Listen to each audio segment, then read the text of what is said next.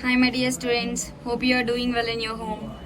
Let us continue our next topic, that is explain about space wave propagation and tropospheric wave propagation. In last class what we discussed about? We discussed about ground wave propagation, right? So ground wave propagation గురించి చెప్పుకున్నాం, అది ఎలా travel అవుతుంది and అలానే దాని యొక్క advantage ఏంటి, disadvantage ఏంటి, అప్లికేషన్స్ అన్నవి లాస్ట్ క్లాస్లో చెప్పుకున్నామండి.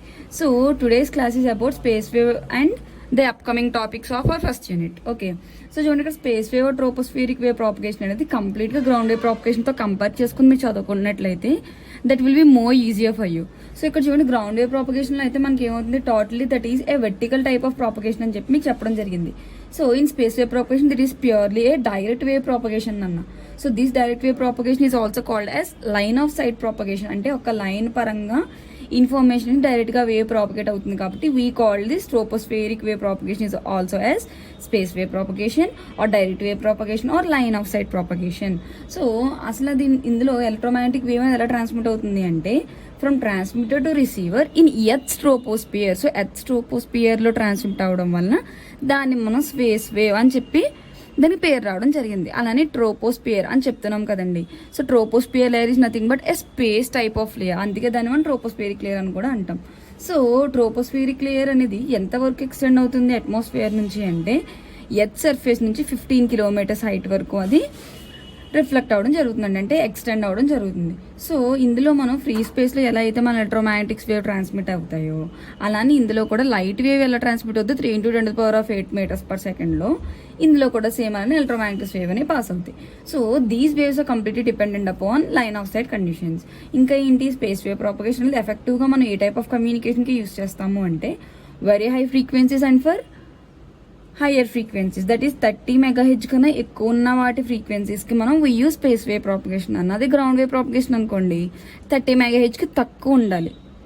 Okay, so see this diagram, this is a direct wave from the transmitter and ground reflected wave. అంటే see here there is a transmitter and here is a receiver. ఇక్కడ ఏమైంది, transmitter అనేది direct wave transmit చేసిన రిసీవర్కి, ఇంకొక wave ఏమో reflect అయింది. So these two combination comes under hour receiver. So మన output ఏమని తీసుకుంటామంటే HT is equal to direct wave plus these reflected waves. So ఇవన్నీ తీసుకుంటే we get the equation for this space wave. ఓకేనా, so space wave propagation మనం calculate చేయాలంటే this diagram means a lot నాన్న. Okay, next propagation వచ్చి మనకి duct propagation and ట్రోపోస్పియరిక్ scattering. అసలు duct propagation అంటే ఏంటి అంటే మన ట్రోపోస్పియర్లో సూపర్ రీఫ్రాక్షన్ అనేది జరిగితే then we call the technique as and duct అంటామండి. సో అసలు what is mean by super refraction అంటే దానికన్నా ముందు you want to know what is mean by refraction. So refraction is nothing but ఎప్పుడైనా మీకు for example ఇక్కడ light travel అవుతుంది within the self, ఇక్కడ మాత్రమే మీకు రిఫ్లెక్ట్ అవుతుంది. So this is called as reflection. Refraction అంటే మీరు ఇట్లా పాస్ చేసిన వేవ్ ఇంకొక మీడియంలోకి ఇలా వస్తే, అంటే ఇలా రిఫ్లెక్ట్ అయ్యి ఇలా రిఫ్రాక్ట్ అయితే ఇలా కిందకు వస్తే then we call the technique as and refraction. So super refraction అంటే ఏంటి అంటే మనకు అప్పటికప్పుడే అంటే విత్ ఇన్ ద మీడియంలో ఒక మీడియం నుంచి ఇంకో మీడియంకి ట్రాన్స్ఫర్ అయితే then we call the technique as and refraction. ఆ ప్రాసెస్ మనకు ఫాస్ట్గా జరిగినట్లు we call that super refraction అనమాట. సో డక్ట్ని we called as and super refraction technique. So జనరల్గా చూడండి ఇక్కడ ఏమవుతుందంటే మనకి ఎత్తు దగ్గర నుంచి మనం పైకి వెళ్ళేటప్పుడు అంటే అబోవ్ ది గ్రౌండ్ వెళ్ళేటప్పుడు హైట్ అనేది ఇంక్రీజ్ అవుతుంది, రీఫ్రాక్టివ్ ఇండెక్స్, ఎయిర్ ఇండెక్స్ అనేవి డిక్రీజ్ అవుతాయి, అంటే ఎయిర్ డెన్సిటీ అనేది తగ్గుతుంది, whereas height of the ground అనేది ఇంక్రీజ్ అవుతుంది. సో అలా ఇంక్రీజ్ అయినప్పుడు ఏమైంది, రీఫ్రాక్టివ్ ఇండెక్స్ అనేది కంప్లీట్గా మనకి లీనియర్గా ఉంటుంది అనమాట, అంటే స్ట్రైట్గా ఉంటుంది. Linear is nothing but in a straight way motion. So ఇక్కడ అట్మాస్ఫియరిక్ కండిషన్స్ని బేస్ చేసుకుని మీరు వామ్గా ఉన్న లేయర్ అంటే మనకి బాగా వేడిగా ఉన్న లేయర్ని మీరు తీసినట్లయితే అంటే కూల్ ఎయిర్ ద్వారా ఆ వామ్ ఎయిర్ని మనం ట్రాప్ చేసినట్లయితే రీఫ్రాక్టివ్ ఇండెక్స్ ఆటోమేటిక్గా డిక్రీజ్ అవుతుంది అనమాట. సో రీఫ్రాక్టివ్ ఇండెక్స్ ఎందుకు డిక్రీజ్ అవ్వాలి మేడం అని మీకు ఇక్కడ క్వశ్చన్ రావాలి. సో రీఫ్రాక్టివ్ ఇండెక్స్ ఎందుకు డిక్రీజ్ అవ్వాలి అంటే రీఫ్రాక్టివ్ ఇండెక్స్ ఎక్కువ ఉందనుకోండి మన వేవ్ ప్రాపగేషన్ అనేది ఎక్కువసార్లు జరుగుతుంటుంది, ఎక్కువసార్లు బెండ్ అయిపోతుంటుంది. సో బెండ్ అయిపోవడం తర్వాత we have some loss of energy, right. So ఇక్కడ మనకి ఏమవుతుందంటే అది అవ్వకుండా ఉండాలి అంటే టెంపరేచర్ ఇన్వర్షన్ అని చెప్పేసి ఇక్కడ మనం ఒక ఫినామినా యూస్ చేస్తున్నాం. అంటే ఏంటి అంటే మనకున్న వార్మ్ ఎయిర్ని మనం కూల్ ఎయిర్కి సమానంగా పెట్టి రీఫ్రాక్టివ్ ఇండెక్స్ని తగ్గిస్తే అంటే 30 మీటర్స్ హైట్లో గ్రౌండ్ నుంచి 30 మీటర్స్ హైట్లో ఈ ప్రాసెస్ చేస్తే we call that phenomena as and temperature inversion. ఓకేనా. సో మైక్రోవేవ్స్ని మనం కంటిన్యూస్గా డక్ట్ ప్రాపగేషన్స్లో ఎక్కువగా యూస్ చేస్తాం అనమాట.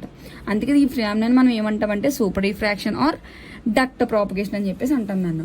So see this diagram, here are ground surface waves and here is the top of the atmosphere. అంటే ఇది గ్రౌండ్ సర్ఫేస్ అనుకుంటే ఇది అట్మాస్ఫియరిక్ కండిషన్స్ అనుకుంటే మనకి డక్ట్ అనేది ఇలా ప్రొడ్యూస్ అవుతుంది అని చెప్పేసి చెప్పడం జరిగిందండి. Okay, this is about duct propagation. So next, tropospheric scattering. So in tropospheric scattering there is a forward type of scattering and back type of scattering and no scattering, చాలా types ఉంటాయండి. So అసలు ట్రోపోస్ఫియరిక్ స్కాటరింగ్కి మనకి తెలియాల్సిన names ఏంటి అంటే it is also called as forward scattering. అంటే చూడండి, ఇక్కడ నేను ట్రాన్స్మిటర్ తీసుకున్నాను, ఒక transmitting antenna. I consider and transmitting antenna and receiving antenna in which I transmitted number of waves from transmitted antenna. So transmit antenna దగ్గర నుంచి నేను transmit చేస్తున్నానండి, రిసీవింగ్ సెక్షన్ దగ్గర నుంచి ఇలా రిసీవ్ చేసుకుని వెంటనే it is reflecting back. So what happens here, there is a forward scattering. So forward scattering is nothing but waves transmitting in a forward direction to receiving antenna is called as forward scattering. Back scattering is nothing but the waves reflected back from the scattering is called as back type of scattering. And longest path in shortest path is denoted as రే ఏదైతే పెద్దది ఉందో అది longest path అని, చిన్నది ఏదైతే ఉందో దాన్ని shortest path అని మనం డినోట్ చేసుకుంటాం. So lost scatter is nothing but ఇక్కడ వరకు మనకి వేవ్స్ అనేవి ట్రాన్స్మిట్ అవుతున్నాయండి. ఇక్కడ నుంచి we lost that signal or we lost the scattering, right? So we call that scattering as a lost scattering. No scattering అంటే ఇక్కడ ఏ టైప్ ఆఫ్ స్కాటరింగ్ జరగడం లేదు. ఇప్పుడు స్కాటర్ వాల్యూమ్ మనం క్యాలిక్యులేట్ చేయాలి. సో స్కాటర్ వాల్యూమ్ మనం ఎలా క్యాలిక్యులేట్ చేస్తాము అంటే ఈ వేవ్స్ అన్నింటినీ కలిపి ఒక మీడియంలో మనకు ప్లేస్ వచ్చింది కదండి. So these is called as and scatter volume అంటాం. ఓకేనా? సో ఈ డయాగ్రామ్ బట్టి we can say that tropospheric scattering is also called as forward type of scattering or scatter propagation or simply tropospheric scatter.